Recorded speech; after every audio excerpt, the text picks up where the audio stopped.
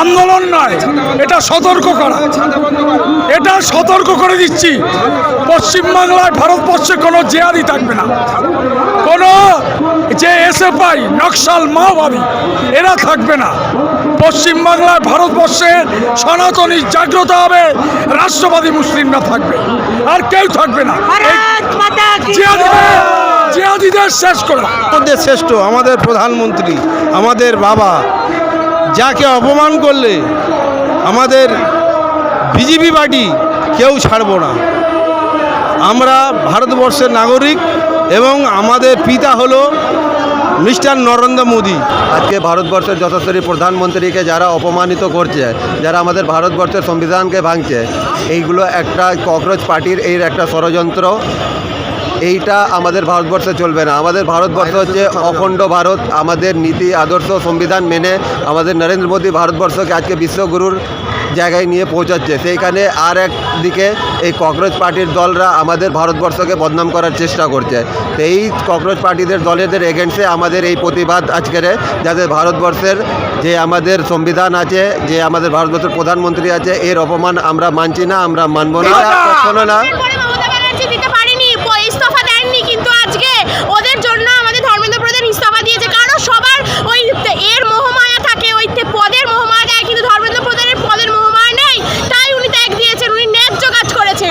এটা বিজেপির জয় নয়। আর সেই জন্যই পাঞ্জাবের মুখ্যমন্ত্রী রেজিগনেশন দিতে পারছে না, যেটা আমরা চাই। কর্ণাটকের মুখ্যমন্ত্রী, পাঞ্জাবের মুখ্যমন্ত্রী রেজিগনেশন আমরা চাই। আমরা পদের মোহমায়া নিয়ে সবাই বসে থাকে, কিন্তু ধর্মেন্দ্র প্রধান বিজেপির কোনো কার্যকর্তা পদের মোহমায়া নেই, টাকার জন্য কেউ করে না পার্টি। আজকে সেই জন্যই ওরা এক কথায় দিয়ে দিতে পেরেছে।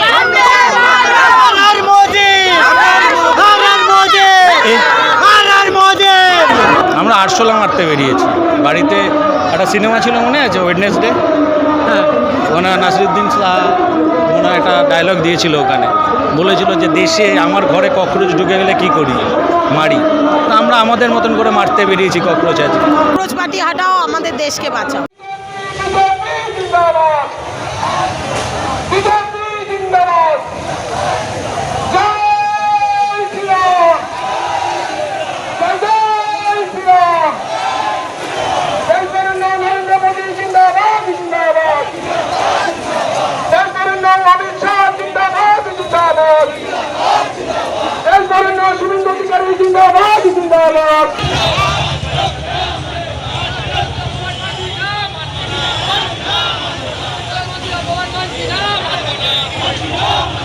অনেকে আশুলা কি করে, যখন আমাদের বাড়িতে আসে কাঠ কুপে এগুলো কেটে ফাঁক করে দেয়, ক্ষতি করে দেয়।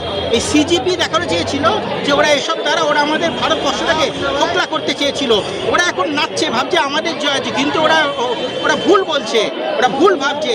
অ্যাকচুয়াল মানে আমাদের ধর্মেন্দ্র প্রধানজি উনি প্রুফ করে দেখিয়েছেন যে আমি হচ্ছি জনগণের নেতা। জনগণ হচ্ছে আমার কাছে সবার আগে, তারপর অন্য কিছু। যেটা এর আগের মন্ত্রী, যেটা আমাদের মমতা বন্দ্যোপাধ্যায় যারা দেখাননি, বাট সেটা আমাদের এই ধর্মেন্দ্র প্রধানজি সেটা প্রুফ করে দেখিয়েছেন। বন্দে মাতরম। আমরা দেশদ্রোহীদেরকে এই দেশে থাকতে দেবো না। এই দেশের থেকে দেশের বিরুদ্ধে যদি কোনো রকম কাজ কেউ করে, তাকে সঠিক শিক্ষা শেখানো দায়িত্ব হচ্ছে আমাদের। আমরা সনাতনীরা কোনোদিন দেশবিরোধী কাজ সহ্য করব না, হতে দেবো না চোখের সামনে। তার বিরুদ্ধে আমরা সবসময় লড়াই করবো, রুখে দাঁড়াবো। এটা একটা দল নয়, এটা একটা জিহাদি গোষ্ঠী তৈরি হয়েছে। এটা একটা জিহাদি তৈরি হয়েছে। পাকিস্তান, বাংলাদেশ মিলে আপনারা এই ককরোচকে তৈরি করেছে। এই ককরোচকে তৈরি করে ভারতবর্ষে তথা পশ্চিমবাংলার বুকে কিভাবে বিস্ফোরণ ঘটানো যায় এবং উগ্রপন্থী ঢোকানো যায়, সেটা হচ্ছে ককরোচের উদ্দেশ্য। ককরোচের কখনো ভারতবর্ষের সনাতনী রক্ষার উদ্দেশ্য নয়। সার্বভৌমত্ব ভারতবর্ষের আর জানে না। আমরা অন্যায়ের বিরুদ্ধে প্রতিবাদ করছি, করতে থাকবো মরা পর্যন্ত, যতক্ষণ না মরবো। ধর্মেন্দ্র প্রধান ইস্তফা দিয়ে দিয়েছে যে কারণে, সেই কারণটা তো তার যেটা চেয়েছিল, যে কারণে প্রোটেস্ট হয়েছিল, তো সেই কারণটা যখন ইস্তফা দিয়ে দিয়েছে তাহলে হচ্ছে সেই কারণটা মিটে যাওয়ার কথা। কিন্তু সেইটা নিয়ে এখন কিছু আতঙ্কবাদী, এখানে ককরোচ পার্টি আতঙ্কবাদী সবাই মিলে যে প্রোটেস্টটা করছে, তার বিপক্ষে হয়ে আমরা নেমেছি মাঠে, আমরা নেমেছি রাস্তায় এই কারণে যে তাদের প্রোটেস্ট করাটা ভুল। সেই কারণে আমরা তাদের বিরুদ্ধে মাঠে নেমেছি। নমস্কার, আজকে আমরা উপস্থিত রয়েছি যাদবপুরে এবং আজকে সিজিপির বিরুদ্ধে বিজেপির একটি পদযাত্রা বা প্রতিবাদ মিছিল দেখা যাচ্ছে এবং সেই মিছিলে বিজেপির যারা সমর্থক রয়েছে তারা সিজিপির বিরুদ্ধে কি বলতে চান আসুন আর চলুন দেখে নিন। যারা সাংবাদিকদের মেরেছে তাদের 3 পুরুষকে দেখিয়ে দেবে মজা কাকে বলে আমাদের মুখ্যমন্ত্রী। আমাদের মুখ্যমন্ত্রী সাংবাদিকদের যারা মেরেছে এই ককরোচ পার্টি, এদেরকে মুখ্যমন্ত্রী বলেছে ছাড়বো না এবং জিহাদিদের ছাড়বো না। ককরোচ কারা? এরা জিহাদি গ্যাং, এরা মাওবাদী, এরা জিহাদি পার্টি। এদেরকে বাংলাদেশি পাকিস্তানি এদেরকে অতি বিলম্বে মারতে না পারলে, এদের বংশ নির্বংশ না করতে পারলে পশ্চিমবাংলা কেন ভারতবর্ষের সব শেষ হয়ে যাবে। আরেকটা শুনুন, যখন শিক্ষা নীতি নিয়ে কথা হলো সাথে সাথে আমাদের শিক্ষামন্ত্রী পদত্যাগ করেছেন। আর কি চাই? এর নাম বিজেপি পার্টি, সাথে সাথে পদত্যাগ করেছেন শিক্ষামন্ত্রী। এর থেকে আর কিছু চাই? তুমিও জেনজি, তুমিও ইয়াং জেনজি, তো তোমাদের প্রজন্মটা হচ্ছে গেমিংয়ের প্রজন্ম, তাই না? গেমিংয়ের জেনারেশন। তো গেমিংয়ের ভাষায় একটা কথা বলি, এনার নাম হচ্ছে নরেন্দ্র মোদী। ইনি হচ্ছেন হ্যাকার। হ্যাঁ, ইনি যে কী হ্যাক করেছেন কিছুদিন পর বুঝতে পারবে। এখন ভাবছে যে আমরা ধর্মেন্দ্র প্রধানের ইস্তফা নিয়েছি, খুব নাচছে, নাচুক, কোনো অসুবিধা নেই, নাচুক, কিছুদিন পর এর এফেক্টটা বোঝা যাবে। এখন যেটার বিষয় হচ্ছে যে এই যে ককরোচ জনতা পার্টি, জনতা মানে তো মানে কি, মানে মানুষকে নিয়েই বোঝায় তো জনতা। মানুষ যদি শুভবুদ্ধিপন্ন হয়, তাদের মাথায় যদি এতটুকুনি বুদ্ধি থাকে, তারা তাদেরকে নিজেদেরকে একটা মানুষ নিজেদেরকে কোনোদিনও ককরোচের সাথে অ্যাটাচ করবে না। যারা করছে তারা মেরুদণ্ডহীন। তো আগামী দিনে তারা এই ধরনের কাজ যত বেশি করবে, পশ্চিমবঙ্গ তথা ভারতবর্ষের সরকার, পশ্চিমবঙ্গের সরকার, বিজেপির সরকার, ভারতবর্ষের সরকার তাদের ওপর যথাযথ ব্যবস্থা নেবে। আর ততক্ষণ আমরা ওখানে যতটা প্রোটেক্ট করার কমেন্টের মাধ্যমে আমরা করব। আমরা সেটা চালিয়ে যাচ্ছি, চালিয়ে যাব। ভুল ভ্রান্তি কয়েকটা মানুষের জন্য সেই ইউএস থেকে এসে আমাদের ইন্ডিয়াদের মানুষদের চালাবে, কোনোদিন হয় না। ওখানে কোনো ভারতের স্টুডেন্টরা ছিলই না। স্টুডেন্টদের মুখের কথা ওরা খুব মিডিল ফিঙ্গার শো করে। দেশকে এরা ভাগ করতে চাইছে। এটা কি তাহলে বিদেশ থেকে ফান্ডেড একটা প্রোটেস্ট বলছেন? কোনো বাইরের শক্তি আমাদের ইন্ডিয়াকে ভাঙতে পারেনি, আগামী দিন পারবে না। কোনোদিন পারবে না। কোন বিদেশি শক্তিরা এইটা চাইছে বলে আপনারা ভাবছেন? মানে কারা? চীন, আমেরিকা, বাংলাদেশ, পাকিস্তান। চীন, আমেরিকা, বাংলাদেশ, পাকিস্তান। বাংলাদেশ থেকে এটা আমরা না, পুরো বিশ্ব দেখছে। এটা আমরা না, শুধু পুরো বিশ্ব দেখছে। আগামী দিনে এদের বিরুদ্ধে যে অ্যাকশন নেবেন আমাদের প্রধানমন্ত্রী, সেটা পুরো বিশ্ব দেখবে, পুরো বিশ্ব দেখবে।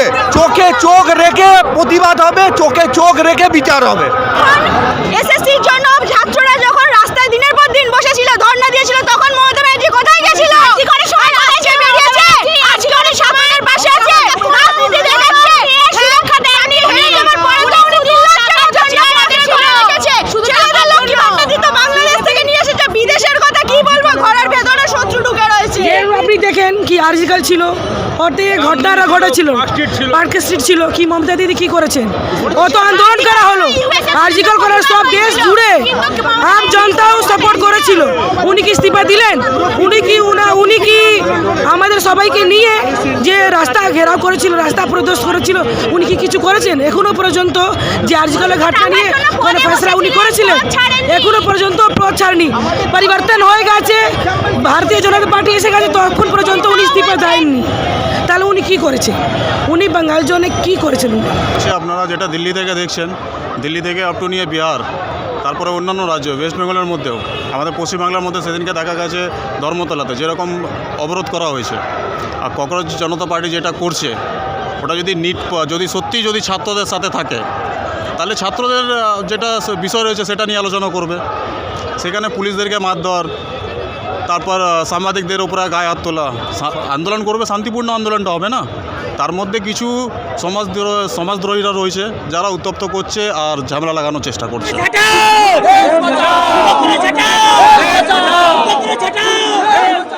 আজকে আমরা উপস্থিত ছিলাম যাদবপুরের 8B বাস স্ট্যান্ড এবং আপনারা দেখলেন সিজিপির বিরুদ্ধে বিজেপির সমর্থকদের মিছিল এবং বিজেপির সমর্থকরা কি বললেন সেটা তো আপনারা ভিডিওতে দেখলেন।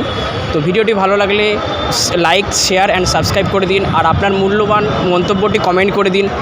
আর ভালো থাকুন, সুস্থ থাকুন এবং আমাদের ভিডিও দেখতে থাকুন। ধন্যবাদ।